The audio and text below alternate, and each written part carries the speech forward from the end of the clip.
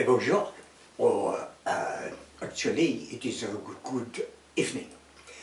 I would like to introduce you to myself. My name is Honore Bunaparte. You will notice that that is a bit similar to Napoleon Bonaparte, but d'accord. You see, we have the same grandfather. We were born in a small village which is not very close to Ajaccio in Corsica, but when I was a little infantile, my father and my mother, they brought me to Toulon, which, as you know, is a big naval port on the south coast of France. And we moved to, just let me explain, because behind Toulon there's two mountains, there's Montferrand and Montcoudon. And joining the two mountains, there's a long scalp, like this. And if you start at Montferrand and you walk along the top of the scalp, after 2 kilometers, you come to Laverne en haut, which means Laverne on the top. And then there is a windy road, comes right the way down to Laverne en bas, which is Laverne on the bottom. And here is where my father and mother and me, we moved in 1784. It's a long time, yes, long time. And my father, he carved the house out of the big rock face, and he burned the spoils, yes, spoils. He burned the spoils, and with that he built the front of the house. And we did the same thing that we did in Corsica. We were believers, yes, and we had many hives, and we collected the honey from the bees, which they're feeding on lavender. Oh, putain, no. No, believers, no, no, beekeepers, sorry, beekeepers. Anyway, I want to tell you, I'll tell you some stories, but first of all, I want to tell you, you probably don't believe me when I say I am, 227 years old, 228 on Monday, yes. But I'm going to tell you the secrets of this, because what you need for a very long life is honey, just honey. And that gives you much stamina and fortitude. But we have, my father and I, we have a secret ingredient which is grounded cinnamon. You take, for example, what I do in each morning when I get up and each evening when I go to bed, I take 1 tablespoon of honey and I mix this with 1 teaspoonful of cinnamon. And then I put it in a little bit of hot water and stir it up and then gulp it on. And it's good, it's good. You know, I had told the secret of this to many of my good friends. For example, there was, let me see, I've got some notes in case I forget what I say. Yes, it was, yes, it was proved to be good by Mr. Jenner, Dr. Jenner, who had it, took it when he got the cowpox. And he got better, And by Mr. Brunel and I, this is me with Mr. Brunel, you see, when we were planning to build the Eiffel Tower in France. Well, what they call the Eiffel Tower should really be a Bonaparte Tower, but that blackguard Gustave Eiffel, he stole the plans. He stole the plans from us. Oof, putain he is. But also, my good friend General Custer, he was That's what grew in the long blonde hair. And also General Khartoum. No, General Gordon of Khartoum. Yes. When he was in the Sudan, he used to suffer terribly from the Madras trots. But I sent him a telegram and said, take 1 spoonful of honey, 1 spoonful of cinnamon, 3 times a day, you get rid of trots. And that was when it was called the relief of Khartoum, you see. You understand what I mean? Well, you know what, cinnamon and honey, it is a certain cure for heart disease, arthritis, blood problems. Listen, 2 tablespoons of honey and 3 teaspoons of cinnamon mixed in 16 ounces of tea water was given to a cholesterol patient, and it reduced his cholesterol level by 10% in just 2 hours. 2 hours. It stops upset stomach. It stops bad breath. So it makes you. It also helps you get rid of the gases by making you farting and belching lots. And if you make a paste with this, if you mix this up in a little paste, it says goodbye. It shows the back door to ringworm and eczema and all this dermatitis. You know, you don't get it no more.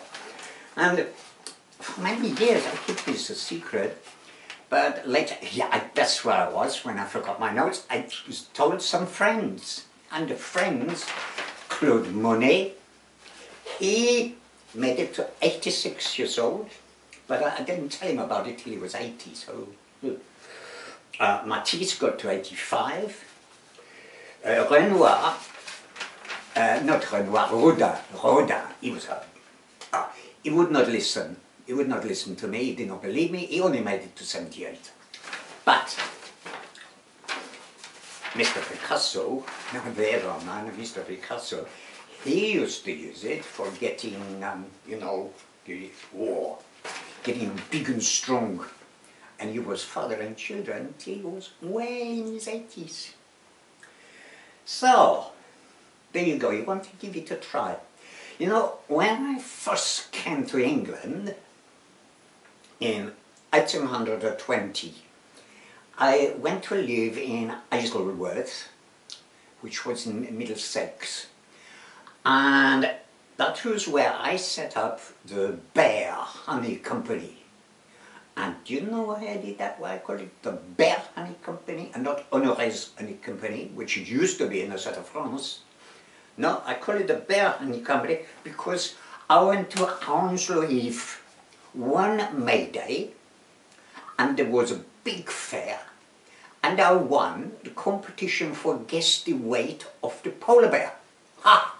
And I got this polar bear, I called him Robert, and I took him home, and he lived very, very happy in my back garden with my hives and my bees until 1876, and then there was a nasty man moved next door. He was a Dutchman, he called himself Vincent van Gogh, and he was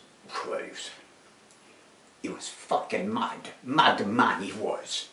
He come into my back garden looking for sunflowers, and he left the gate open, and poor Robert, he just ambled out. He's anybody's fool, Robert, he's just so kind, but he did not hear when the 657 trolleybus it was, comes down through Twickenham High Street down to Isleworth. He didn't hear because it was an electric trolleybus and he got run over. That was it. I was so sad because we used to go every weekend, every Saturday afternoon we go to Richmond upon Thames for the ice rink, and I would just sit there and watch Robert, and he would just lie out on the ice, and he just loved it, and he would go to sleep. He would doze happily.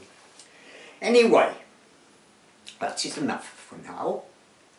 What I'm going to do is, I'm going to come back. I did notice this this YouTube was available to everybody. So I'm going to come back many times and give you more useful secrets and tell you wonderful stories. And next week, next time I come in, might be tomorrow, might be. But next time I come on, I'm going to tell you about how I walked all the way from Toulon to Hounslow to the barracks there. It was in 1820, and I walked all the way because my friend Auguste Ampere, he was an electrician, but he telephoned me one morning and he said Napoleon is going to be executed as a war criminal. Oh, some explanation. You see, it was Alexander Graham Bell who says he's invented the telephone, but one day Auguste Ampere and I, we were, how can I say it, we were very, very close friends, Auguste and I, and it was a hot day. We took all our clothes off, you know, in the south. It's lovely. It's before the Mistral, and we just laying in the field and we enjoying ourselves. And suddenly behind us is this fence, and it goes boom, bang, bang, like that. And we could not understand it. There was a storm just coming in that distance. You could see the black clouds over Santa Marguerite, about 4 kilometers away. But what we found out was the fence had a wire running along the top, and it ran all the way from the banks of the River Flore, next to my house, all the way down to Santa Marguerite. There was a fence by the side of the road, and there was a cow, a big fat cow, which was full of methane, and it leaned over the fence to get some luscious grass, when there was a big flash of lightning, and it struck the cow, and the cow exploded, and the sound of the explosion was transmitted all the way down the wire to our fence, which acted like a loudspeaker and did a bang. Oh, well, Auguste and I, we tried to repeat this experiment many times with frogs, which we blew up. We put a straw at the bottom and blew them up, and we tried it because Ampere had discovered electricity, but he didn't know what to do with it really. But he thought, if we can get noises to go down the wire to a loudspeaker, we will have a simple telephone. Yeah, but it didn't work. But he lived in La Vernano. I was in La Vernano, and his bedroom window was just above my bedroom window, 30 meters up, 30 meters. And so he lowered a bell down to me, and he had a bell in his house. And he lowered a tin can and a string and a tin can. And when he wanted me, he ring up, he pull a string up there, and my bell rings, and I come and I listen to the tin can, and he tells me things. And he phoned me one morning, and he said Napoleon is going to be killed. And we got together, him, and there was also Lolo Picard. He was a strange man. We call him Lolo because he was always in the sea. He had a bucket which he put on his head with a garden hose, and his wife, she blew down while he went under the sea. Stupid. But here I'm Picard, and Honore Daumier, who was a young boy who was teaching me how to draw portraits. We got together in a village that afternoon, and we said, well, what are we going to do? Because it was in a newspaper. It was in Le Petit Varrois, and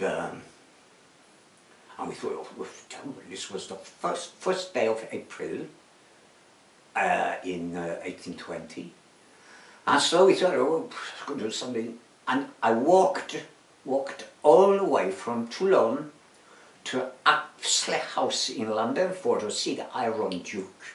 But they tell me that he was a guest of honor at Irish Fusiliers, rifles. at Hounslow barracks that day.